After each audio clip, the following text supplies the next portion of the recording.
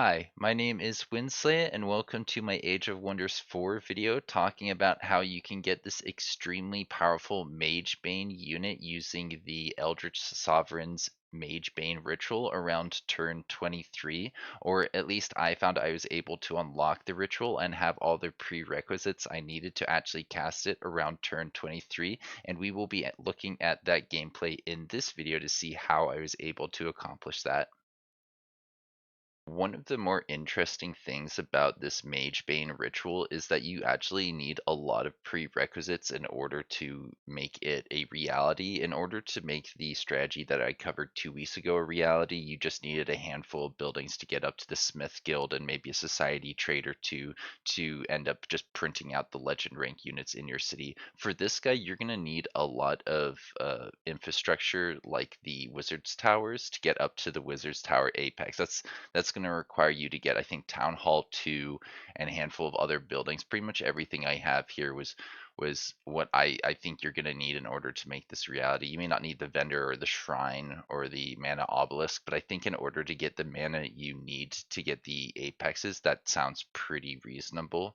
But yeah, it does take a little bit more time and effort, and you have to build towards this goal very deliberately. I think my hero is around level 9, but you can get away with, I believe, level 7. Yeah, because when I went in here to reset them, you can see that I can reach this at for 7 points. Basically, I wasted a point on Bow Seeker training and channel power, or I had spare points to spend on them because it doesn't take me 18 turns to get to this level that I need to get the ritual. It takes me I think 19 turns in order to finish building this. Yeah, I need to wait one more turn, and then I need to wait, I think, 3 more turns in order to finish casting the Mage Bane ritual. So at this point, some of you may be wondering, what is a Mage Bane? And I do think that is worth giving context to. So if you do know what a Mage Bane is, you can skip a little bit ahead to the gameplay and you can see how I was able to get this unit. But basically, the Mage Bane is ridiculously powerful because of this innate Spelljammer ability. It used to be that no spells were able to get cast, but I think it was just the enemy player or maybe both players. The way this reads now is it says, while this unit is in battle, it acts like a Spelljammer, increasing enemy spell costs by 100% casting points, which basically means you're going to have to deal with half as many spells from the enemy commander, and you get to use your normal amount, meaning you're going to have a giant spell advantage. That's not going to be enough if your enemy has a significant enough unit advantage if they're winning the game by enough, but it can really level the playing field and in most cases win you the match just by having access to more spells. In a lot of ways, people say spells are about half of your army strength, so you're basically not dealing with 25% of the enemy's overall potential strength by denying them half of their spells. I mean, there's a lot of other nice things in here about the Mage Bane. I think, they have this breaching on their repeating attack. I do think Cosmic Spark is on its base attack, so it can do basically 18 repeating if it gets close enough to the enemy. But given this guy's utility, I wouldn't actually put him close to the enemy. I'd keep him pretty far back and relatively safe. There is this Devour Mind ability, which is range 4, gaining insanity for 3 turns is massive. 3 whole turns where they're going to end up attacking their friends is a really big deal. This is one of the things that people in my multiplayer have been discussing, and we think Insanity maybe makes more sense the way it used to work, where it would target things at random. And I know they're playing around with it in the evolved mod. I'm thinking about covering that pretty soon on the channel. And if you're interested, feel free to let me know in the comments section below. There's something about Absorbed Mind. If this is successful, this unit will get some HP and resistance, generally good. If unsuccessful, you do 30 damage of a bunch of different affinities: 10 lightning, 10 fire, 10 frost. Cooldown 3 is not nothing. And yeah, that's I mean, it's got good HP, good armor, good resistance, but that's pretty much everything that there is to say about this. I believe, I don't remember where I'm getting this from, but it may have been from one of the buildings that I made in order to get here. All right, here we go. So I've got this on ×2 speed. I've got 55 minutes of recording, but we'll get through it relatively quickly. I started off this video by showing off the build I'm playing with. Barbarian should help us clear the map quickly, allowing us to get levels on our ruler a little bit faster. But as you can see here, I'm already not able to get the Astral Siphoner because I need infrastructure in order to summon in that unit. So I took the Druidic Terraformers and the Wonders Architect in order to try and get to those goals a little bit faster. There's basically economic prerequisites and leveling prerequisites that you want to try and meet simultaneously. Well, I'm sure you can get there a little bit faster than 23 turns. This is my first attempt, and I think it's kind of unreasonable to expect to be able to consistently get there faster than 23 turns. I was pretty happy with the Ancient Wonder that I got for this goal because I noticed after playing a few turns that I wasn't making a lot of mana. Right now I'm only making +9 mana, and I think that comes from the fact that the Eldritch Sovereigns, they have a slightly higher mana upkeep. So the fact that this thing was gonna give me mana as well as just increase my overall production, I think allowed me to reach my goal potentially faster than if I'd had other Ancient Wonders. And as you can see, I went for the storehouse pretty early on because I thought I'm going to need a lot of pops in order to meet not just the requirements to boost certain things, but just simply to build the higher tier Wizard's Tower. I think I'm going to need a decent level of pops, so getting that early is not the worst. Alright, and now we're off to clearing. We've already got the Crystal Thicket in our city on turn 2. That means that the production is going to go quicker. We've met the boost requirement on the storehouse, and we're just going to try and clear out the nodes around us that help us get the things we need. Like production is a pretty big one. Gold is a limiting factor, but I think food is actually really important for you to try and prioritize with if you're trying to get the Mage Banes through the strategy that I'm outlining here. Yeah, more units means more ability to go clear. Maybe I could have spent the gold on things that were more efficient, but at the same time we need to get some levels on our hero. It's tough because sometimes you want to just use 4 units, but sometimes you need to use more because you don't want to lose units. Definitely could have built this a little bit faster. There we go, we're losing units that we didn't need to. That probably could have been 4 units, but I think that stack had enough in there that I didn't want to lose more than 1 unit. Yeah, auto combat was definitely not kind to me, so I ended up using some mana on wisps that I feel like I probably didn't need to, but I was worried about the clearing potential. One of the neat things about the Sovereigns is that once they have enough levels on them, they have very strong clearing potential, and they just need a handful of units to support them. I like the ability to mind control things, but there's other things that just give them good clearing potential, like bringing in free units. Alright, now we got the storehouse. I decided it's time to expand my city and get more of these basic resources. We don't have a single quarry, so I think I probably get a quarry. Yeah, quarries are good, and then gold is good. I decided to make that cheaper so that we can start working on other goals and just get that boost. As you can see, the Town Hall 2 is going to be complete on turn 5 at this rate. That's pretty early for the Town Hall. They get lucky with some of the things we were able to clear. And yeah, Eldritch, what you call it?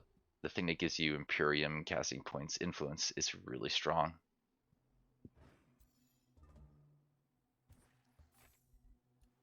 Imperium can be used to get Empire skills instead of cities, and I think if you remember from earlier, I had 3 cities around turn 23. I was still actually developing my cities. I wasn't just trying to get the Mage Bane and only the Mage Bane. I was actually trying to treat this a little bit like a real game where, you know, I'm going to take some losses. It's not played super optimally. But at the same time, I'm really curious to see how quickly one can theoretically get the Mage Bane up and running. I was really happy to hear that Gian was able to print out legend rank units in his cities around turn 8 after I showcased my strategies off, because I don't know if I could have done much better than 9 turns, but the things I showcase here can definitely be played around with a few times to find some stronger strategies. I almost sat down to try it a second and third time to see if I could get faster than 23, but well, there's only so many hours in the day, really, is what it came down to. This week's been very busy for me. Oh, right, and I did the math on that because I wanted my hero to level up. I think that I was thinking if I brought 6 units there, that wasn't enough. Yeah, Madcaster has the Chaos Pulse, which is an interesting choice. I know Walker's been saying that's the only real competitive option, but I think the AI actually struggles a little bit within auto combat because even with that amazing, just like anybody that's getting close is now gonna go insane or turn into a random unit or like spawn in a unit when it dies. Like I found my guys are still dying in auto combats even though I have that ability, and it doesn't make sense to me. It's such a strong ability. What were they doing? Right, and I thought here I want to clear that node, but in order to do that, I'm going to actually need to use some thralls, and I'm not sure if that is the greatest use of your thralls, but I've been hearing that the Phantasm Ritual and the Mass Phantasm Ritual are almost just as bannable as the Mage Bane one in multiplayer. It's too good in a lot of ways, or at least the Mass Ritual one is, because it affects not just one stack, not just one province, but all of the provinces surrounding where the spell's cast, which is just really good for clearing people, but also for clearing the map. But it's also it's so good for fighting other players. There's nothing else quite like it on the same level as it. Uh, but I think that it could be addressed. You could tweak it a little bit. I mean, just make it like a flash freeze that's weaker than it currently is because it's super strong, being able to reduce status resistance as much as it is able to. Look, we did it, no losses. I should have maybe thought about using that a little bit more often, but at the same time, we need mana. We need lots of mana to make our goals a reality. I think the last one, the Apex, it was requiring 400 mana and 400 gold, and you need, I think, 200 mana for the gold before that. And at this rate, we're just not going to get there anytime super soon. Now I think about it, I wonder if the problem that I'm seeing here is linked to that elemental that I spawned in with. I don't know if I need a magic unit to make this strategy work well. Same time, I'm not just going to delete it, am I? There are people who do that. It's okay to delete units. It's an acceptable way to play the game, even if it feels wrong.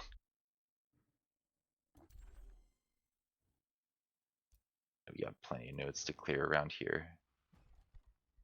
There's 3 on the right that we haven't even touched.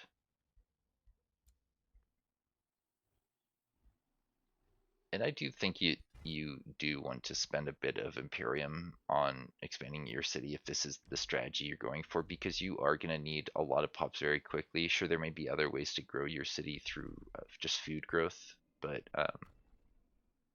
yeah, in order to get to like the 10 pop limit that gives you a boost relatively early, I don't see you getting there with just food. I think you would have to spend some Imperium. And now we're finally getting our gold, or not gold, our mana income up. It's been struggling, so taking that conduit hopefully will help. Oh yeah, this hurt. I think I decided that we're gonna take not a unit, even though a unit would help me clear better because I have plenty of units, right? Right? Oh, look, a banner. Yeah, I have plenty of stuff. Well, I think you know what's about to happen, don't you? I wouldn't say something unless I remembered it all going wrong very soon. Which fight is it? It can't be this one. There's two animals there. I think it's at 4 on the mana node. That's, or wait, no, there's 5 units here. Maybe this is it. Yeah, yeah, yeah. That unit did not need to die. I remember I was like, oh, it's Ritual of Alacrity time, and I go and get that unit that's tier 2 killed for no reason. I've only been eating my upkeep forever. How it is sometimes with this game. You gotta clear aggressively in order to do interesting things.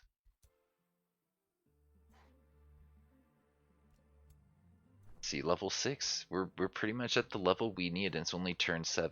So yeah, as you can see, theoretically, if you get the building stuff online a little bit quicker, then you have the level requirements.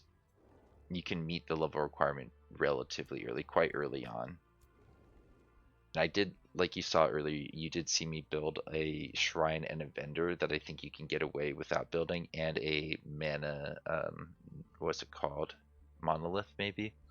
The thing past a shrine, and that was mostly because of gold limitations. So yeah, I think it's pretty safe to say that you could get this done by turn 20. You could get a Mage Bane on the map around turn 20, maybe even turn 15 if you get really lucky and you practice this strategy. And like I said earlier, I want to hear all about that. If you're able to make that work, I'm sure other people would love to know more about that strategy so that they can replicate it too. At least the Sovereign's fast, and like I said earlier, doesn't need a lot of other units to help support him. Is this? I think I remember this fight too. I think I remember this outcome is painful. Yeah. What level was he? No, he was like at 40 experience or something. He'd ate so much experience, so much upkeep, and now he's gone. Now I'm just like flustered, right? Because I'm like, what am I gonna do? How am I gonna clear? Am I just gonna keep losing units? He needs more levels. Not really, honestly. Honestly, at this point, he needs one more level. I could have just sat back and cleared less, but you get food, you get production. Maybe it helps you accomplish your goals a little bit quicker. I think clearing one node is worth a turn or two's worth of production, depending on how much production you're able to get in your city. I know I was able to get around 200 in my similar video where I was covering how to get to legend rank units being built on turn 9 or turn 10, or as early as you possibly can. I forget where I was going with that. My brain.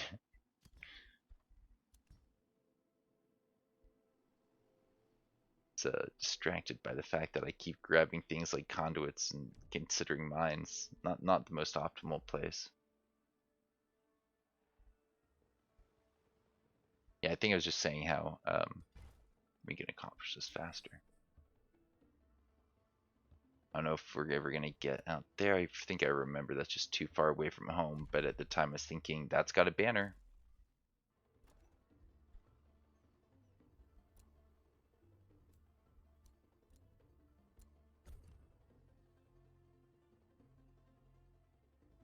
Now if I hadn't wasted mana on the upkeep, would it really have gotten me there much faster? Because each one's only, I think, 8 mana.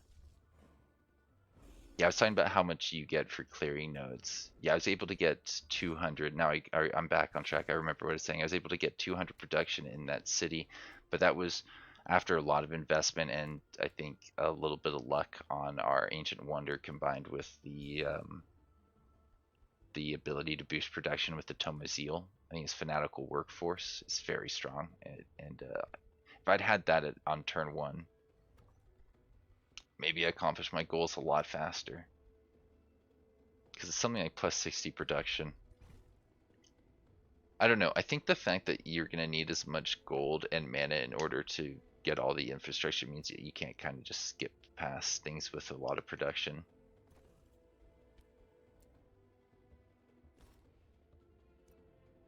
You can also just pick up nodes or pickups like that. That was 60 production just for walking around. Not bad at all. Yeah, there we go. We don't have the apex yet, and it's going to be a while before we can, but we're getting there. Yeah, 250, and I remember thinking in order to make this cheaper, this get up to 10 pops, we're only 1 away, and then that boost reduces the cost by a bit, but it needs 16 pops in order to get the reduction on the apex, so we're not going to be able to. Oh right, and I also left the ability to use mana on spells on, which is probably why I needed to get the mana obelisk. I don't think that's necessary for the strategy, but I kind of dug myself into a bit of a hole here where I'm gonna need a lot more upkeep. Is it plus 41? Yeah, in order to get to like 400, I was thinking I need to get like plus 50 a turn or something like that. Yeah, you can't spend the mana on a Scald as nice as that sounds.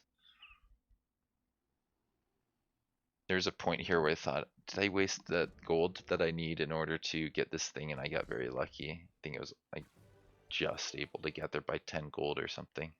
Something close to that. I really don't need to be attacking them. I think clearing nodes would have been better, but hey, this probably let me get more golden mana because, you know, cities, they produce a bit too. It's arguably not the best move to be making here, but you know what? That city has no walls. How can I resist? Yeah, and then I think this is where I thought it's time to give my other guys some support because they keep dying in auto combat and I'm tired of it.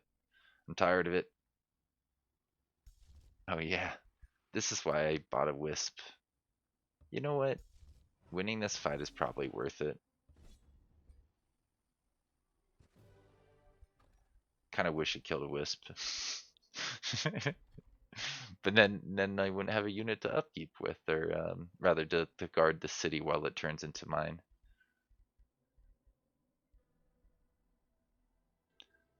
Now, I don't think I actually end up going through with that. I think, yeah, it's the vendor. I remember we had a vendor. Gold is good. And right, I was thinking excavation might be a good way to spend excess Imperium on getting this goal up online a little bit faster. Maybe like an underground start or something could be interesting, just so that you have more excavation opportunities to build up that infrastructure. But once again, I don't know if that's reliable enough to be something that I would want to build towards. There we go. More conduits. We need it. I don't care what it takes. Give us more conduits. Be good. And mana. Yeah, that was smart actually to recognize that I can clear nodes down here. At least I think it was. Maybe it wasn't. Maybe there were better nodes over this way. Like, look at us. There's mana and production. It's also incredibly far away. And we have our second city going, right? That's one use of Imperium.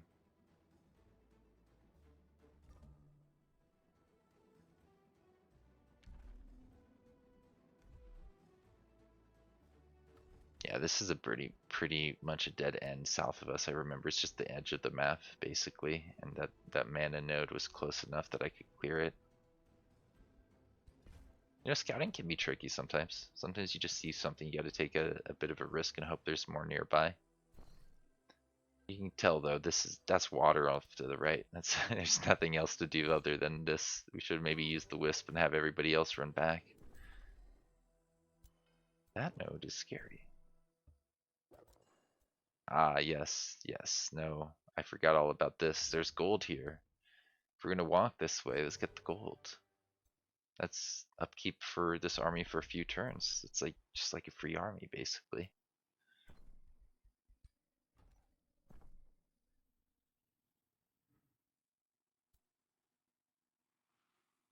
Alright, we're getting closer to the end. I think the last few turns are just basically me with passing turns because I see how the math is working out. And I may take a little bit extra just to try and hit certain goals like one turn earlier.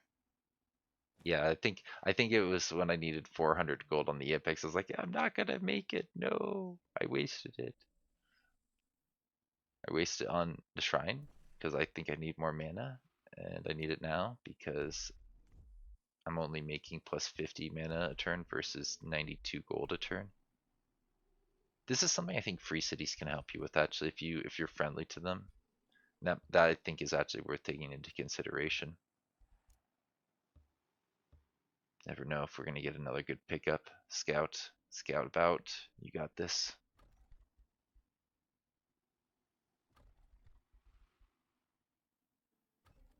Yeah,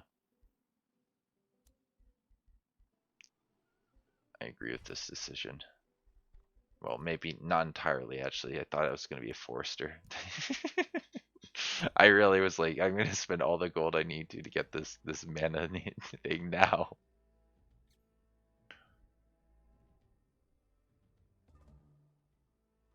I was probably just hoping that there were more nodes to clear than there actually were.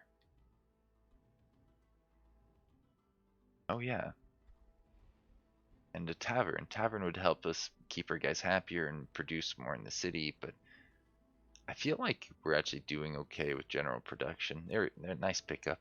Good eye. Good eye, Winsley.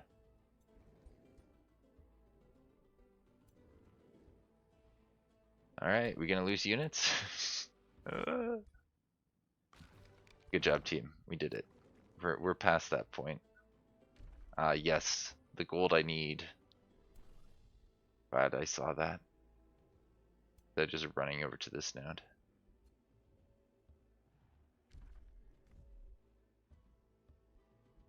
Yeah, not much up here for him to find.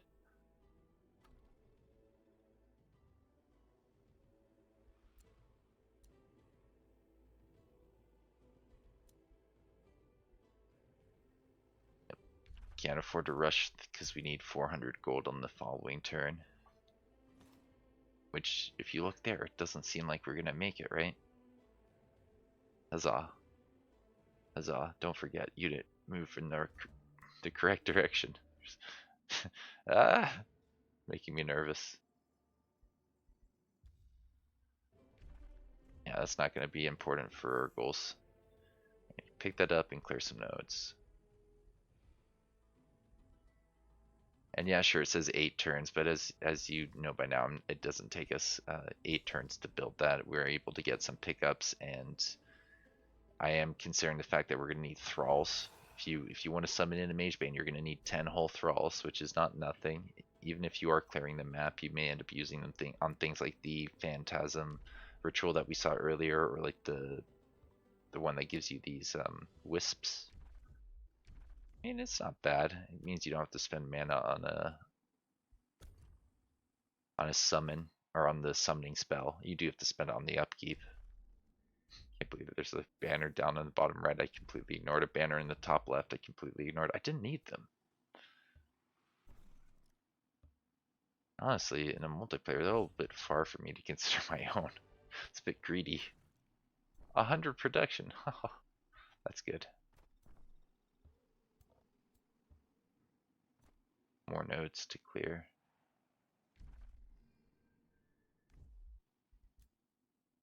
So many nodes up here.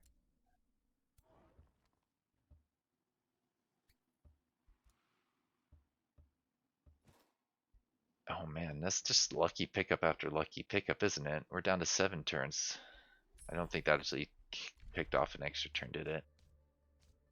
Is this me thinking, oh yeah, I forgot, I should have had Seal this entire time. Whoops. Sometimes you just sit down and you want to try something out and you forget the optimal path. That's such a good spell for this type of strategy where you need buildings early. I mean, honestly, it's good for a lot of strategies because buildings are good. I believe in infrastructure.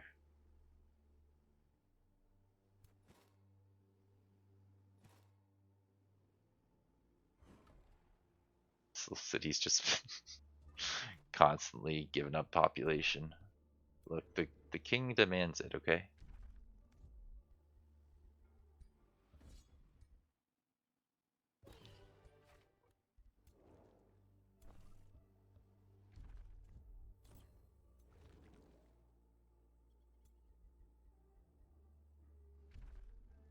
That's right, I don't need any mana. I have the thralls now. All I need is just to finish the building. Which in my mind means gold or production pickups. If we can get either of those, that gets us closer to our goal.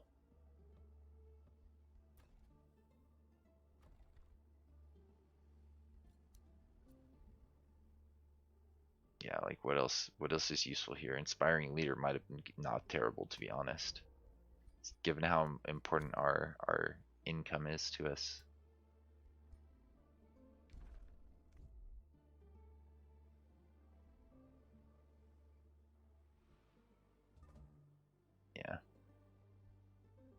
seems familiar. We need to move to the bottom right because there's some good nodes that we know exist.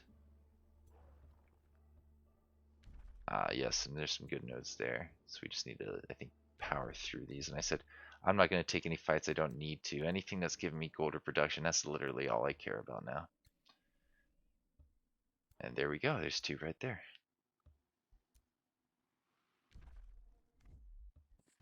Well, it's excavation time.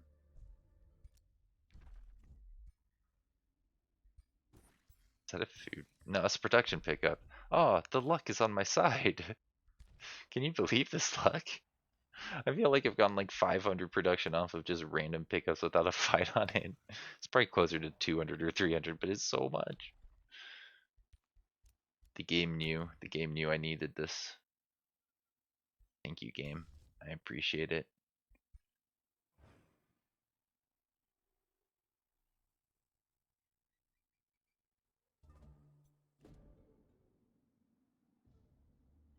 Alright, that's that thing that was giving me that benefit on my, whatchamacallums.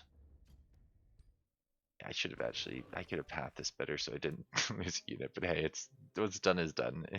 we fight now. Yeah, now we're fighting as a 6 deck. There you go. That's how you try and not lose units. We're able to come in here and say, build the thing. And summon the thing.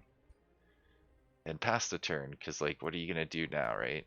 Like, lose your hero and cause the spell to get canceled, because apparently that's how that works. Don't lose your hero, guys. It's really bad. It's worse, though, as an Eldritch Sovereign who's casting a spell that's off of their list. I think that's pretty unique. And right, I wanted to get more casting points faster, but you know, is it worth losing your hero? No. That's the math I'm doing in my head. Is this worth losing a hero? It definitely is not. We did this without having to do any reloads. This is our first attempt. That was actually, I said turn 23 a bunch earlier. Oh, I thought we were able to do it on turn 22. Okay, good, good, good. I don't have to like rethink about this or redo anything. We're just gonna wait a turn, get our Mage Bane, and be done with it.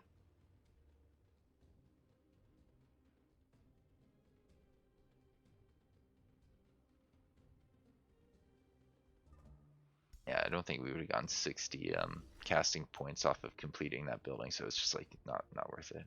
There we go, we got him. We did it. Yay! So yeah, that's pretty much everything I had for you in this video. Thanks for joining me. I'll see you around. Have a good one.